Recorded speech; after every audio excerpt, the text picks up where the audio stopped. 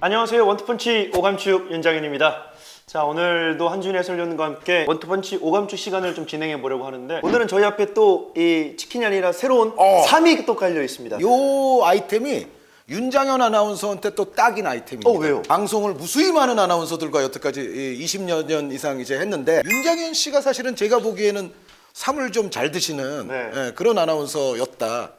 맞죠? 저는 아침에 일어나서 한 포, 그리고 방송 전에 한 포, 이 삼 늘 챙겨 먹고 있습니다. 백진삼은 또 특별하다고 하다면서요? 네, 이 백진삼은 저번에도 한번 소개를 해드렸지만 특허받은 식물조직 배양 기술로서 100년 이상 된 산삼에 100년 삼삼. DNA를 99% 동일하게 복제한 삼을 사용하고 있습니다. 여기에 그럼 1%는 뭘로 채우느냐? 저 외우고 있어요. 동의보감의 비법에 맞춰서 삼과 시너지를 낼 수 있는 17가지 재료를 보강해서 1%를 채웁니다. 여러 가지 좀 시너지가 들어있는 이 삼인 것 같은데, 사실 제가 알기로는 인삼은 사람이 재배했고 또 홍삼은 인삼을 쪄서 말린 건데, 산삼은 그냥 자연 상태에서 자란 게 또 산삼이잖아요. 그렇죠. 그래서 이 인삼과 홍삼과 산삼 간에는 차이가 있어요. 이 성분에 진세노사이드, 진세노사이드라는 성분이 인삼, 홍삼에는 없는데 산삼에는 다량 함유가 돼 있고, 백진삼의 경우에는 이 진세노사이드 함량 수치가 일반 홍삼 제품보다 작게는 4배에서 많게는 335배까지 많은 제품이 바로 백진삼이라고 합니다. PPL 할 때마다 한준희 해설위원이 정말 이 상품도 다 분석적으로 열심히 해주신다 라고 했는데, 옆에서 분석 잘 해주셨으니까 저는 맛있게 한 포를 또 먹어보겠습니다. 아우, 좋아요. 아우, 좋아요. 20ml 정도 들어있고요. 생각보다 또 농도도 진하고 양도 많아서 여러분들이 또 하루에 한 포 정도 좀 드시기 굉장히 좀 좋은 것 같습니다. 특별히 이제 이 백진삼 측에서 이 원투펀치 구독자분들을 위해서 거의 반값 수준인 이 특가입니다. 13만 9,800원에 여러분들을 위해서 제공하고 있으니까요. 고정 댓글에 있는 링크를 통해서 이 건강을 함께 챙겨보시면 좋을 것 같습니다. 아니, 저 홈쇼핑도 잘할 것 같은데요? 오늘 또 즐겁게 기력을 챙겼기 때문에 백진삼과 함께 오감축도 열심히 진행해 보도록 하겠습니다. 백진삼 맛있게 먹겠습니다. 오늘 원투펀치 오감축 때 말씀드릴 얘기는 역시나 좀 23세 이하 아시안컵에 관한 또 얘기를 해보도록 하겠습니다. 인도네시아와 이제 운명의 대결을 펼치게 됐고요. 황선홍 감독 대 신태용 감독이 결국 성사가 됐습니다. 신태용 감독은 한국과 2단계에서 만나는 거는 좀 피하고 싶기도 했다, 뭐 이런 인터뷰도 했습니다만, 신태용 감독이 그런 말씀을 한 이유는 뭐 타당한 것 같아요. 왜냐하면 이번 대회는 다들 아시다시피 8강이 사실상 이게 거의 결승전과 같은 의미가 있거든요. 그럼요. 4강에만 합류가 되면 8위로 가기 위한 최소한의 플레이오프 조건은 확보가 되는 거 아닙니까? 여기서 공교롭게도 이제 대한민국 대 인도네시아, 황선홍 대 신태용, 이 매치업이 이루어졌으니까 동남아 팀들에 대한 약간 그 가볍게 여기는 마음은 우리 황선홍 호에는 절대 없을 거라고 생각을 하고요. 팬 여러분들께서도 이제는 좀 그거는 약간 삼가하는 게 좋겠다는 생각은 들어요. 특히 이 인도네시아 팀은 일단 A조에서 보여준 파괴력만 해도 A 대표팀이라고 해도 과언이 아닌 팀이다. 그래서 이제 제가 오늘 조금 더 이제 자세하게 인도네시아 팀에 대해서 이제 설명을 드리겠습니다. 신태용 감독과 황선홍 감독의 정말 피할 수 없는 한판 승부가 이번 23세 아시안컵 8강에서 또 만나게 됐고요. 뭐 이 8강 대진표 여러분들이 많이 아시겠지만, 뭐 대한민국 대 인도네시아라는 정말 빅카드가 기다리고 있고, 사우디도 이제 또 우즈베키스탄과 만나게 되는데, 그건 조금 사실 조금 의외였죠. 그러니까 사우디가 그쪽으로 가지 않을 거라는 생각을 했었는데 사우디 대 우즈벡 대결은 결승에 가까운 판, 이 연령대에서는 상당한 관심을 안 끌 수가 없는 매치인데 8강에서 성사가 돼버려서 이 두 팀도 지금 아주 골머리는 아플 거예요. 그러니까 여기서 떨어지면 다 끝인데, 그러니까요. 이제, 그런 생각을 하겠죠. 23세 이하 아시안컵 대한민국 대 인도네시아 8강은 이제 금요일 날, 목요일에서 금요일로 넘어가는 새벽에 펼쳐집니다. 한준희 해설위원님의 또 명품 분석과 함께 이 오감축을 좀 먼저 보시고, 이 대한민국 대 인도네시아 경기도 보시면 좋을 것 같습니다. 특히나 인도네시아도 늘 중계 때 말씀드렸지만 성인 연령별에 들어가는 자원들이 굉장히 많습니다. 인도네시아 성인 국가대표팀 A 대표팀에서 최근 1년간 대표로 선발된 선수 가운데 2001년생 이하의 어린 선수들, 젊은 선수들이 총 18명이나 됩니다. 20대 초반의 이하 자원들이 18명, 굉장히 많네요. 네, 최근 1년간 A대표팀 선발이라고 한다면 얼마 전에 그 성인 아시안컵에서 뛴 선수들 내지는 최근 벌어지고 있는 그 월드컵 2차 예선 네네. 거기서 뛰고 있는 선수들이 18명이나 된다는 거예요. 와. 뽑혔던 선수들이. 그러니까 아시아 전체를 놓고 봐도 인도네시아는 매우 젊은 팀인데 지난번 카타르 성인 아시안컵 당시에 평균 연령이 젊은 쪽에서 1등 했습니다. 인도네시아가. 당시 평균 연령이 22.4세. 그럼 이제 다른 나라들은 어땠느냐? 우리는 25.6세였고요. 네. 우승팀인 카타르가 25.1, 요르단이 26.0세. 26자가 나오면 그 당시 구성에서는 조금 나이가 많은 편이거든요. 네. 이란이 25.4세, 호주가 24.8세, 사우디가 24.1세, 일본이 23.4세, 오. 이라크가 23.8세, 인도네시아가 24팀 가운데 그럼 그 마케팅 밸류에서 몇 위냐? 11위였습니다. 나이에 비해 굉장히 높네요.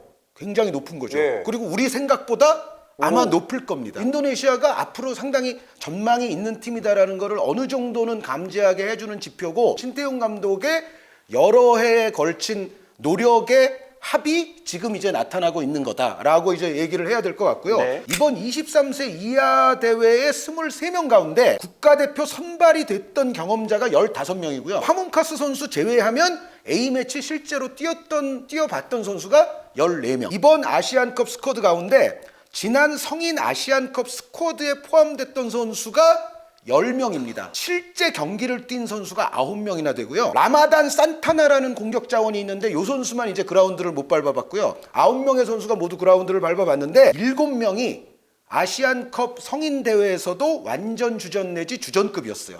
누가 있을까요? 에르난도 아리 골키퍼를 네. 비롯해서 허브너 선수, 제너 선수, 퍼디넌 선수, 스트라이크 선수, 아르안 선수 잘 아시고요. 그리고 리스키 리도 선수까지 이 선수들은 7명이 거의 한 5명 정도는 완전 주전이고 네. 나머지 한 2명 정도도 뭐 4경기 치르면은 2경기는 주전, 뭐 2경기는 교체 요 정도. 이탄 술라이만 선수 요번 대회는 뭐 아주 중요한 윙 자원입니다만 그럼요. A 대표팀으로 갔을 때는 완전 주전은 아닌데 그 대신 교체 멤버 1순위입니다. 예. 네, 그래서 술라이만 선수는 아시안컵에서도 아주 특급 조커 자원으로서 인도네시아 그라운드를 많이 밟았었고요. 호키 카라카라는 선수는 요 선수가 제일 출전 시간이 짧아요. 요 선수는 한 경기에서 잠시 이제 교체로 나온 정도. 요 선수들을 그대로 옮겨놓은 팀이 지금의 23세 이하 팀이다. 우리가 어느 연령대건 뭐 성인부터 시작해서 어느 연령대건 그냥 액면가로만 따지면 여전히 그래도 우리의 전력이 좀 더 위라고 볼 수는 있습니다. 네. 성인 아시안컵 무대라는 정말 큰 무대, 그리고 요즘 또 벌어지고 있었던 그 월드컵 2차 예선, 이런 데서 실질적으로 같이 발을 맞춰서 A 대표팀 선수로서 뛴 선수들이 많다는 거는 대표팀에서의 경험 자체는 인도네시아 쪽이 월등히 가치 있는 경험을 많이 했다고 이거는 평가를 안 할 수가 없거든요. 우리는 사실은 이번에 참여한 모든 팀들을 통틀어서 A 대표팀과의 일치율이 상당히 낮은 팀이죠. 전체적으로 우리는 A 대표팀과는 사실 거의 관계없는 스쿼드라고 해야 될 것 같고요. 네. 예, 그런데 인도네시아는 사실상의 A 대표팀의 한 7, 8화를 거의 옮겨놓은 수준이고 그 선수들이 최근에 중요했던 아시안컵에서도 역시 인도네시아의 성공을 이끌었었고 월드컵 예선들도 지금 이미 뛰고 있는 선수들이라는 점. 사실 그러니까 인도네시아는 지금 이 23세 이하 팀에다가 몇 명의 선수만 추가하면 그냥 A팀이 되는 겁니다. 네. 근데 그 몇 명의 선수는 안산과 전남에서 활약한 아스나위 선수. 여기에 예전부터 라리가 프리미어리그 보신 분들 아실 텐데 조르디 아맛이라는 선수 있죠. 네네. 이 선수가 사실은 스페인에서 어려서부터 엘리트 코스를 쭉 밟은 정말 연령별 모든 대표를 다 거친 선수인데 지금 막상 국가대표는 요 조르디 아맛 선수가 인도네시아에서 이제 30줄에 뛰고 있는 네네. 선수가 있고 벨기에에서 태어나서 네덜란드 청대 출신인 샌디 월시라는 또 수비수가 아시안컵에 있었잖아요. 네. 예, 그리고 여기에 야콥 사유리 선수, 사유리. 윙어, 그리고 애기 몰라나 비크리 선수. 네, 그 인도네시아에서 애기라고 이제 많이 부르는데 요 사유리나 애기, 아맛, 월시, 아스나위 요 정도만 추가하면 요번 23세 팀을 바로 A팀을 만들 수가 있어요. 네. 우리도 물론 이제 이번에 뽑힌 선수들이 그 여러 해 전부터 이제 연령대를 올라오면서 아시안 게임이랄지 다른 대회 때는 또 좀 멤버가 달랐어요. 그럼요. 그리고 이 아시안컵 23세 이하 아시안컵에 오기 위한 그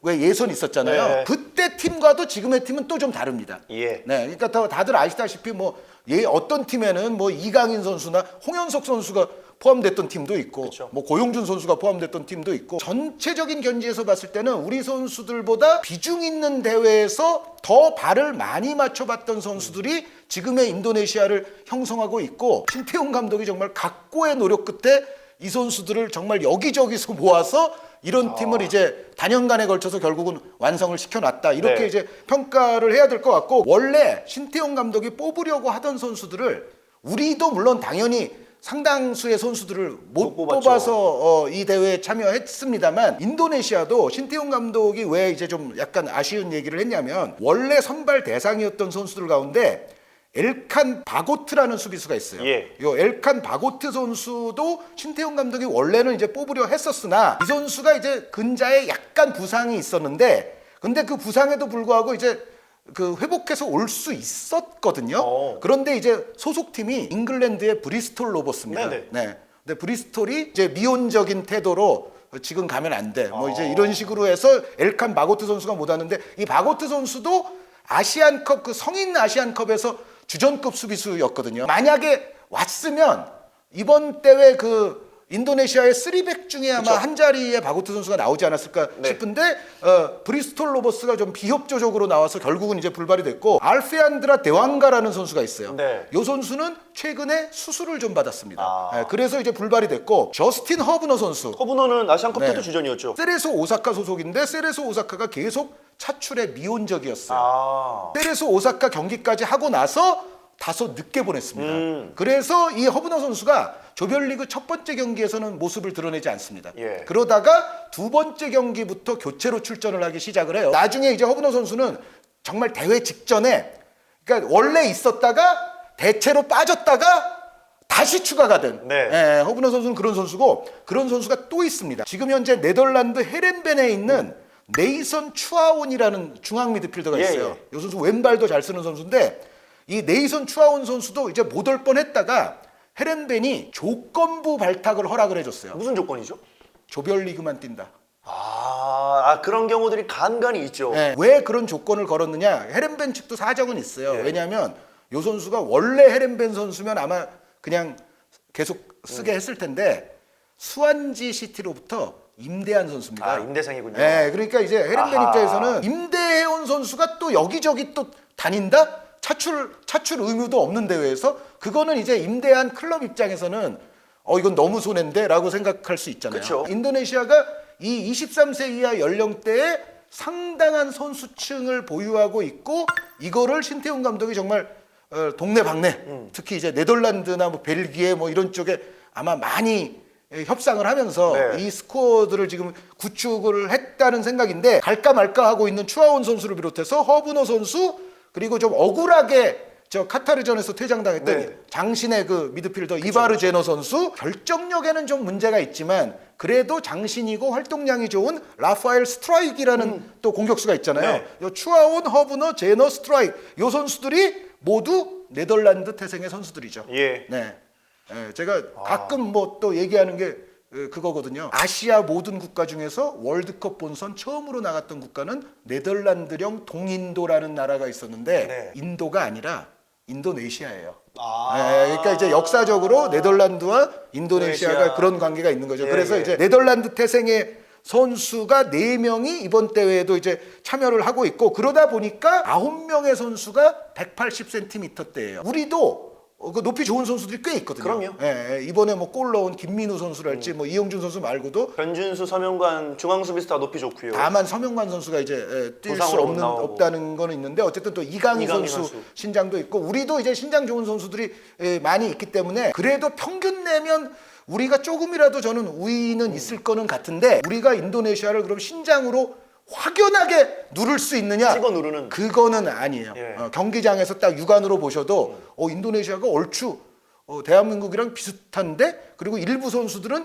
대한민국 선수보다도 확연히 좀 커 보이는데, 이런 선수들이 이제 인도네시아가 꽤 있습니다. 근데 신태용 감독이 이건 제가 봤을 때는 의도적으로 이건 만든 팀이라고 봐야죠. 이승우 선수 인터뷰 잠깐 빌려보겠습니다. 아, 인도네시아 많이 컸네요. 예. 아 그렇죠. 예.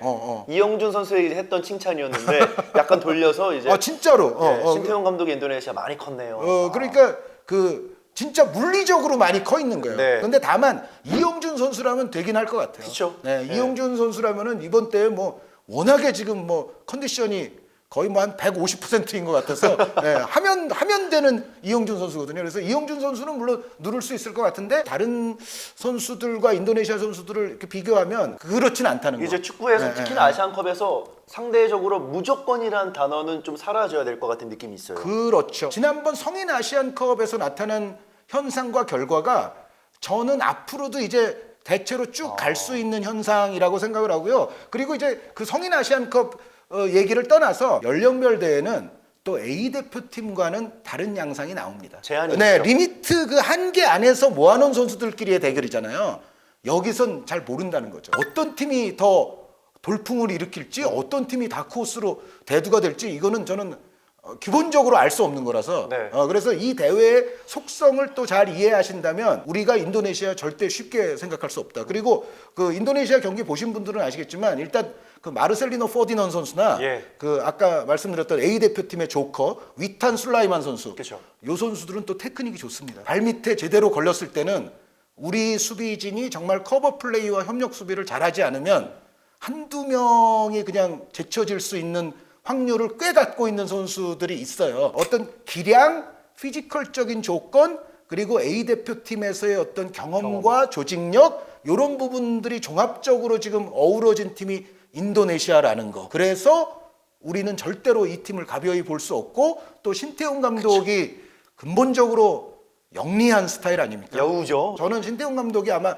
가장 참고를 했던 경기가 중국전일 거라고 생각이 되죠. 그러니까 왜냐하면 중국의 기습적인 전방 압박에 우리의 후방 빌드업이 상당히 흔들리는 경우들이 있었고 또 우리가 간격이 좀 멀어진 상황에서 당하지 말아야 될 지점에서 인터셉트 같은 걸 또 당하는 상황들이 노출이 됐었기 때문에 그렇죠. 제가 봤을 때 신태용 감독의 인도네시아는 전체적으로는 5백을 펼치면서 인도네시아는 기본 포메이션 자체가 이제 5백이니까 네, 5백을 펼치면서 우리보다는 내려앉아 있는 시간이 좀 길 수는 있지만 지금 인도네시아 선수들의 어떤 스피디한 측면 그리고 다이나믹한 측면 이런 거를 고려해보고 우리의 또 중국전에서 나타났던 약간의 그 약점을 분명히 신태용 감독은 파고들려고 할 가능성이 높아서 어떤 시간대에서는 상당히 기습적이고 모험적으로 전방 압박을 시도할 가능성이 있어요. 한국과 중국의 대결을 아마 잘 연구를 해서 거기서 나타난 우리의 문제를 꼬집으면서 들어올 가능성이 있다. 예.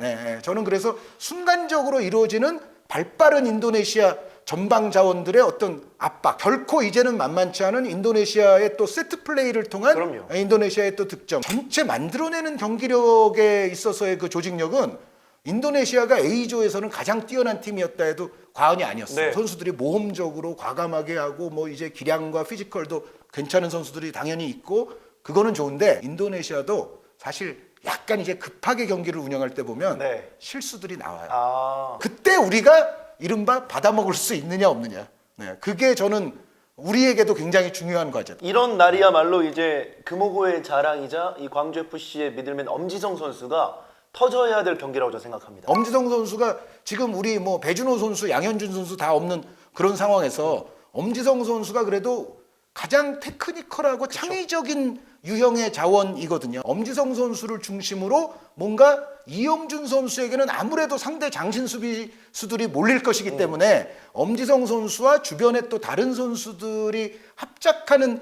득점포 인도네시아의 어떤 실수하는 상황을 놓치지 않을 수 있는 거. 그쵸. 이런 부분들이 인도네시아전에서는 우리가 반드시 좀 발현이 돼야 될 부분이다라고 저는 생각을 합니다. 네. 이번 연령별 아시안컵에서 이제 뭐 이영준 선수의 맹활약도 있었지만 이제 다른 경기들을 쭉 보시면서 특히나 인도네시아는 아르한의 롱스런 이후에 동료들의 머리를 활용한 골 그게 또 이제 다이렉트로 바로 나왔었기 때문에 그런 부분들도 이제 세트 피스뿐만 아니라 스로인까지도 어느 정도 좀 신경을 써야 되는 물론 이제 말씀해주신 것처럼 상대적으로 우리나라보다는 객관적인 전력에서 약간은 떨어지는 건 사실이지만 옵션이 좀 많아졌다는 것은 우리나라에게도 분명히 좀 위기가 올 수 있는 부분은 사실입니다. 아르한 선수 얘기 마지막으로 한번 네. 할 필요가 있거든요. 아르한 선수가 자신의 지역을 너무 많이 벗어나서 위수 지역을 너무 많이 벗어나서 스로인을 할 때 이 스로인이 실패하는 장면에서는 과연 인도네시아가 아르한 선수의 비워둔 공간을